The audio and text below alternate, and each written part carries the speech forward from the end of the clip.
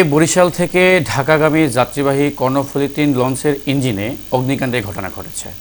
শনিবার সকাল 10টার পর লঞ্চটি চাঁদপুরের হাইমচর উপজেলায় বাঁধেরচর এলাকায় পৌঁছালে ইঞ্জিনের ত্রুটিজনিত কারণে অগ্নিকাণ্ডের সূত্রপাত হয়। এ সময় লঞ্চে থাকা যাত্রীদের মধ্যে আতঙ্ক ছড়িয়ে পড়ে। পরে লঞ্চটি তীরে ভিড়ালে তাড়াহুড়ো করে যাত্রীরা নামতে গিয়ে ৮ থেকে ১০ জন যাত্রী আহত হয়।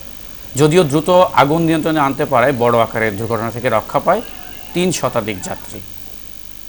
যখন আমরা আগুন লাগলো দেখলাম যে চারদিকে ধোঁয়া এবং লঞ্চের পিছন দিক দিয়ে আগুন লাগছে, দেন তখন আমরা সবাই সামনের দিকে ঝুঁকে গেছে মানুষ, এবং লঞ্চ চেষ্টা করেছিল লঞ্চে ভিড়ানোর জন্য চরে। তো তখন লঞ্চ যখন ভিড়ালো তখন নদীর যে স্রোতের প্রতিকূলে লঞ্চ ভিড়ানোর পর মানুষ যখন হুড়োহুড়িকে নামছিল, দেন অনেক মানুষ আহত হয়েছে এবং অনেক হাত পাও ভেঙে গেছে এবং অনেকে শারীরিকভাবে বিভিন্নভাবে ব্যথা পেয়েছে।